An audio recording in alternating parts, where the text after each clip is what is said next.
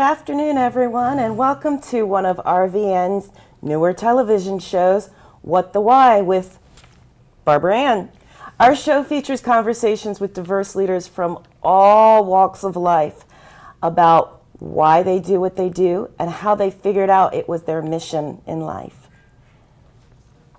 And if you want to make a change, this show is for you. Whether you're looking for something different in your life or your career, maybe you're sick and tired of being sick and tired, or maybe you just want to get unstuck. All of our guests have something in common with you. They all felt that way at some point or another in their lives as well. So thank you for joining us, whether you sought us out on purpose or found us by accident. And everyone knows there's no such thing as accident. You were meant to be here. Today, our guest is Dee Bolton, also known as the Faith-Fueled Mom. Dee is a mom of 3 girls and wife to her best friend. One of the main reasons she's here, though, is she is also a NASM, which you'll have to tell us what that stands for later, certified personal trainer. She is a corrective certified personal trainer. She's a fitness nutrition specialist and a wellness environment, a wellness advisor. I stand in authenticity. Mistakes happen. So she's a wellness advisor, and she has been sharing her faith and wellness journey through blogging at Faith Fueled Mom. She's been blogging before blogging was even really a thing, and for over 6 years. And Faith Fueled Mom is an award-winning blog.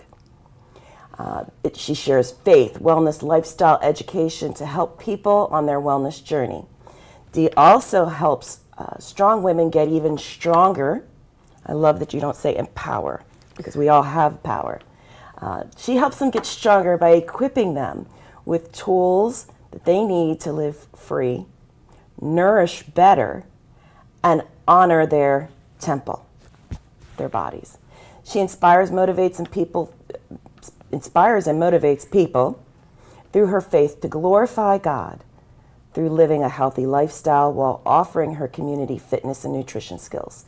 Dee has an Associate of Science in Advanced Personal Training, Fitness Exercise from Bryan University, and I had to make sure I understood what this was, a Bachelor of Applied Science in Management, Business Administration, and General Management from Washington Adventist University. She also has multiple certifications in corrective exercise nutrition, individual and group, personal training, and health.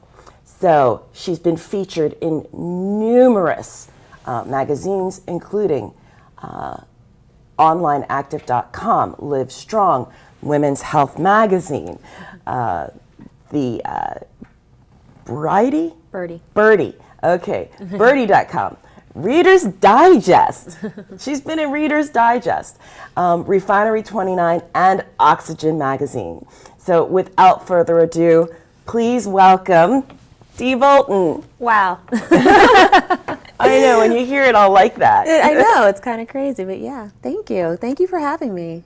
I'm so glad you're able to come in today, and as our viewers, all of our huge viewership knows, one of the first questions we ask every guest, because all of our guests at some point started out as young people, what did you want to be when you grew up? Ooh, that is a really good question. I wanted to be a writer. Okay. And I also wanted to be a fashion designer. Ah. Yes, and now it's so funny because I'm not into fashion at all, but I love to write, and that is truly what it is, a gift that I get to do every day. Okay. So. And in case all of you are wondering, we did not plan this. Yes. This is total coincidence. And the funny thing is, we actually almost both wore yellow right. and then changed to green. So clearly we were in sync for today. Yes. So tell us how you got from that young person who wanted to be a writer and who was really interested in fashion to where you are now as a fitness expert and an influencer. It's been quite a journey. So yeah, when I was growing up, I went to high school, and then I went to college. I went to school for a marketing degree, and met my husband there and had my daughter. And I actually had my daughter 2 days before my college graduation. Wow. Yes. And one of my biggest fears was to walk across the stage like a bowling ball in that big black black outfit. So I had her beforehand, so I didn't have to. So there you go. But yeah, I got my marketing degree there, and then I became a stay-at-home mom. And then I had my second daughter about 4 years later, and 12 years later, I was looking at a degree that I never used, 2 girls, and they were about to start, my youngest was about to start kindergarten, and I was like, well, what am I going to do with my life? I've been at home for so long. And then I had my third baby. We call her our Vegas baby, because what happens in Vegas doesn't always stay in Vegas. And so then I had to reset again. And so when she was about 8 months old, I had gone with my daughter, with my third pregnancy, I lost her twin at 11 weeks. Oh. And so after I had her, I gained I'd say about 40 to 50 pounds, definitely from postpartum depression. And about a year later, I was out and about, and this man said, "When are you due?" And yeah, you know those guys. The worst.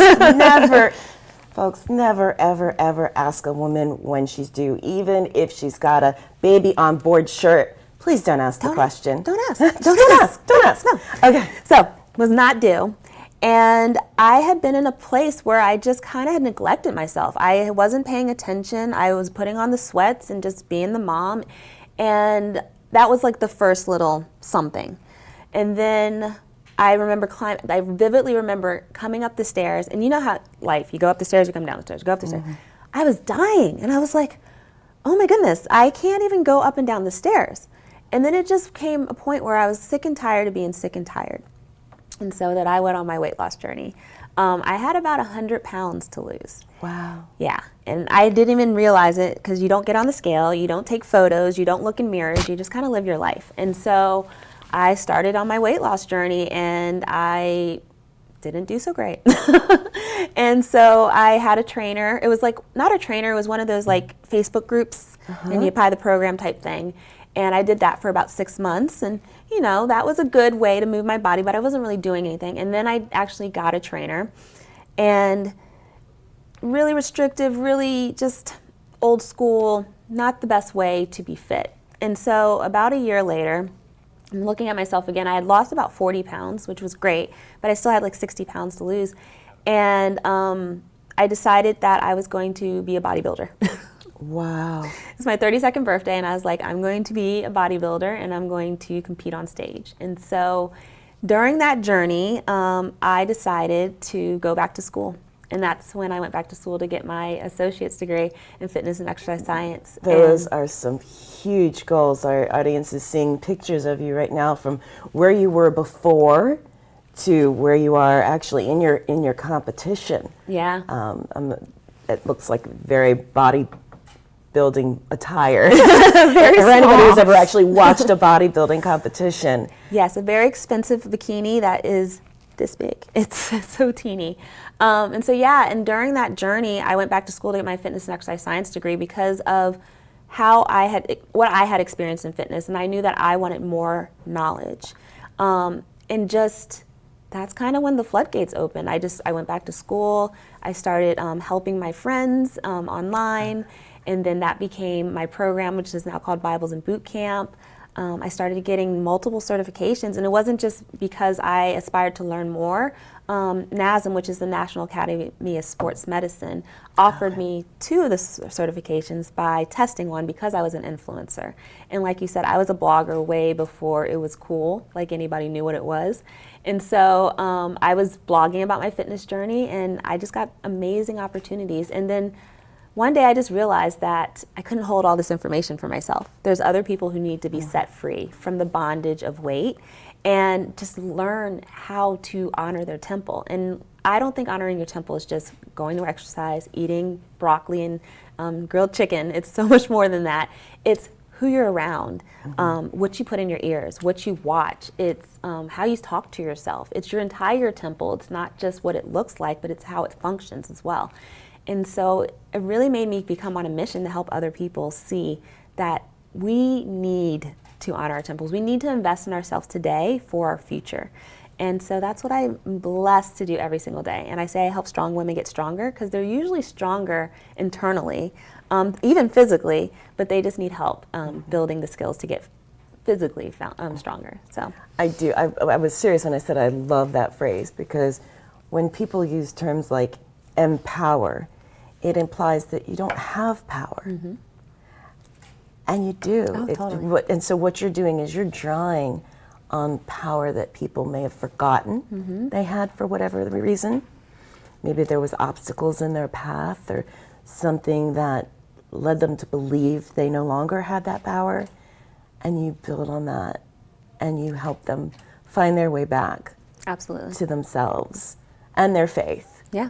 And to be specific, or to clarify, you are fueled by your faith, and people who are involved are fueled by your faith as well, and their faith journeys. But you do work with a range of people. Yes, I do. Yeah, and I say that I'm fueled by my faith because faith is trust and assurance in what you don't see. And when I started my journey, I didn't know I was going to be who I am today, but I knew that what I was doing today was trust and assurance for something in the future. And so that is how I'm fueled by my faith. Every day I take steps that is an uncertain future, but I have faith that it's all good because I have faith in God. So, awesome. yeah, and that's my foundation. But I do. I train all walks of faith, all walks of life, but they know that that is who I am at my foundation. All right. Great. Well, believe it or not, it's already time for our commercial break. So we'll be back in a few minutes with Dee Bolton, faith-fueled mom, and we'll also see a video of Dee when we return from our commercial break.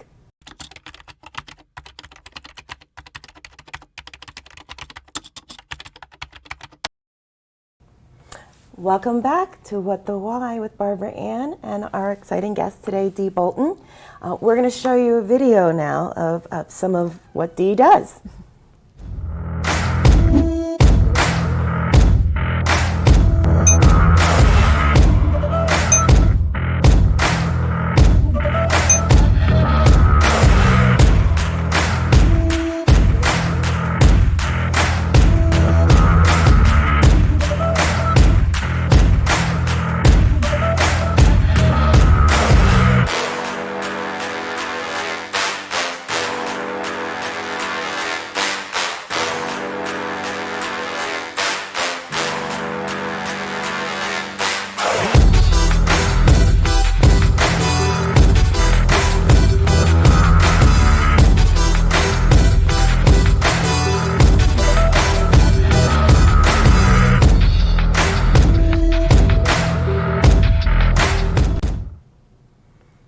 Wow, those are some really intense workouts. Well, I have something for everybody, so yeah, but it does look a little intimidating. Yeah. No, I love the fact that you have it available both in the gym, but also at home. Yes. So it reaches a much broader range of people. How did you come up with that idea? I was doing that actually way before the pandemic, and it's because that's how I experienced fitness. It was online, and I was connecting with people all over the world, and all over the world. And so I wanted to offer something very similar for faith-based people. And so that's where Faith Fueled Life app came in, and so you can take that anywhere. You can take that to the gym, you can have it at home, you can stream it on your TV. And so it allows you to have the daily devotions, you have worship and workouts. So my workouts are a little bit different because we have Christian music, we do scripture in between. I'm really encouraging you throughout the workout. And it was just something that women needed, but they just didn't have available. When you first started down this particular path professionally, what gave you the courage and the faith to move forward? Because a lot of times when you're doing something that nobody else has done, you get a lot of unsolicited feedback and opinions. Again, yeah, so I was blogging before it was cool, and I was doing faith and fitness. I don't know if I was doing it before it's cool because now that I'm meeting more people, but I'm one of the people that a lot of people saw who was doing faith and fitness. And honestly, it's just because I needed that myself. And even when I post on social media, I tell people I'm usually talking to myself. And so I feel like when sometimes we're called to create the space that we want to be in.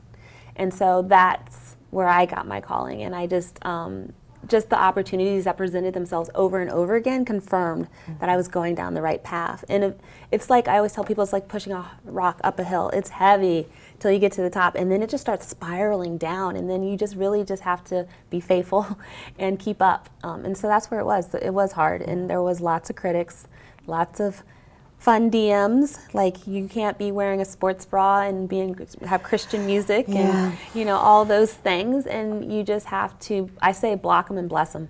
You block them and you bless them, and you keep going on your way.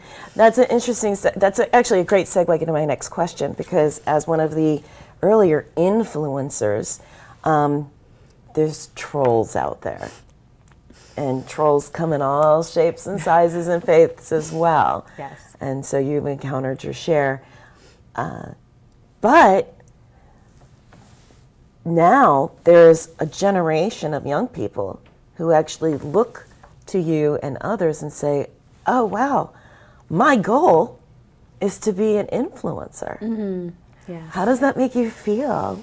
It's funny that you say that. Just watch the evolution of blogging to influencing and what it is now. And I was actually at Disney with my kids, and they asked one of the kids what he wanted to be, and he said an influencer, and I was like, look at that.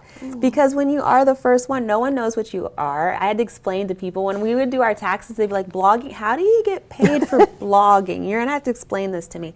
And now it's just so acceptable, and it's just really cool to watch the industry. But then there's also downfalls, because now it's becoming so saturated. And so those of us who were really making an income from from influencing, or blogging is what I was doing, we have to have different avenues now of our income, because it's so saturated and it's so much easier. But it's been really cool to see that something that was like taboo is now mainstream. Yeah.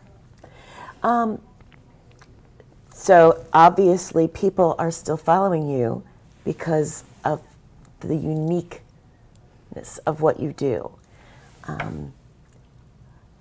For those out there who are watching, who could be young people of faith or older people of faith that are thinking, any age, any size, you made the change when you did, what is one myth that you feel would be most important to debunk for them? So in the Christian faith, I think the most acceptable drug is food. And so that is really where I feel like us faith and fitness leaders are really, we have a lot of apprehension. And that's what also spearheads us, because we know that our community is suffering. It's actually a statistics that kids who go to Bible study are 33% more likely to be obese as an adult. That's not what it's about. Like, we're supposed to take care of our entire body. So I feel like food is really hard, because it's used as something as celebratory, it's used as a crutch, and like I said, it's the only acceptable drug in the Christian community. And so there's so many myths and so many, it's bondage. That's what the bondage that I'm talking about, you set free. People are literally bonded to food. And so that is what we're really encountering and really having a hard time, as I feel like, as a whole, as faith and fitness influencers. It's not the movement. People will move their bodies, but nourishing it better is a little hard for us to overcome. I could see that, yeah. Having grown up in churches as well. Got pastors on the one side of the family and pastors on the other side of the family, and the big family dinners and everything else. The food was always present in a lot of those gatherings. And it's never good. I mean, Bible studies, you always have sweet treats and things, and what kills me is we literally bless our food, and if you look at what you're blessing, you're like, you say nourish my body, but does that really do it? But that's I could do a whole show about that. So what advice would you give to someone who does want to pursue becoming a blogger or influencer or a similar path? Share your voice. Sure, okay. Share your voice. You are meant to be heard. Even if your influence is a party of 5, there is somebody who needs to hear you. And I know for me, a lot of things that held me back at first, especially because I was speaking on these things is I cared what people thought. And I honestly should have been caring about who I was serving more. And so if you really truly are influencing not to put yourself on a pedestal and to get free stuff and to get cool trips, like it's so much more work than that, just first of all. But if you're really trying to serve somebody because you have a unique voice, do it. Start where you are, and the people will grow and they'll talk about you, and just be your authentic self. I always tell, be real, show up, and do the work. So, if there's anything that you would have done differently, what would that have been? Or is there, I guess another way of asking that question, is there anything that you would even have done differently? Because it's all part of your journey. Yeah, that's true. So if I knew what I knew now, I would have slowed down so I could speed up instead of trying to hustle so hard. Okay. That would definitely be the biggest thing. And because once I slowed down so that I could speed up, that's when my business really took off. And it's all about the invitation. It's not about the hustle, honestly. Invitations go so much further, like being invited here on this show, which is awesome, than you striving and trying to push your way through a door that might not be ready to be open. Yeah, I've recently heard an interesting thing, because I follow you and I've seen you, and I love your posts, especially when you show your vulnerability, because a huge part of being a leader really is showing that side. And recently someone shared a story about how if you try and push spaghetti, it kind of goes everywhere. But if you use a fork and you pull spaghetti, it all just kind of goes in line, and everything just kind of follows whatever the course is that you set. And so much of your approach really is just kind of following the course that you set.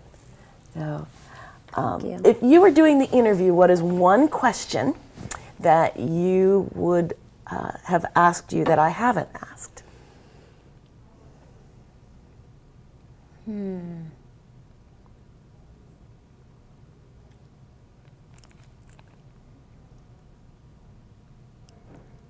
Oh, there's so many. I'm just trying to. I've been on a few podcasts, so I'm just thinking of the common ones that I get asked. So I often get asked about how do you manage being a mom and being an entrepreneur. Yeah. That's a big one. And then I always get the one, how did you lose 100 pounds? Because everybody wants to know that. So those are the two that first popped in my head. So since we're actually almost out of time. So how do you manage being a mom and an entrepreneur? That's a good question. He's still trying to figure it out, right? I'm totally trying to figure it out. And honestly, I think the things that I did with my girls when they were little, because my girls are now, I have one literally is an adult, she's 18, and I have a 14 and a 7-year-old. And the things that I did, like teaching my 14-year-old how to cook at 3, benefits me now, because now she cooks dinner for me sometimes when I don't have time. Or setting boundaries, like mommy's working for 30 minutes, you need to play by yourself, is really put a rhythm in our house of allowing me to work from home. So it's been an ongoing thing like my entire journey, but I know that the things I set in place when they were little are paying off now. And I was really hectic and really busy because I didn't know what I was doing and everything wasn't systemized like it is now. And so I'm glad that I placed those things in put those things in place so that I can run my business now. Which is also giving them awesome skills and setting a fantastic example for them to follow. Exactly. So, believe it or not, we're out of time. That's awesome. I always feel like we need more time. So thank you so much for taking the time out and coming on the show, accepting the invitation. Could you let our viewers know how they can find you? You have the app. Yes. So I have faithfieldlife.com. You can download my app. You can join our community, we would love to have you. Faith-Fueled Mom is where I am everywhere. TikTok, Instagram, Facebook. It's Faith Fueled, like car fuel, mom. And yeah, you Google me. I'm there too. Awesome. So yeah. Thank you. And Dee is our latest inspiring guest. We have many more lined up for future episodes next week.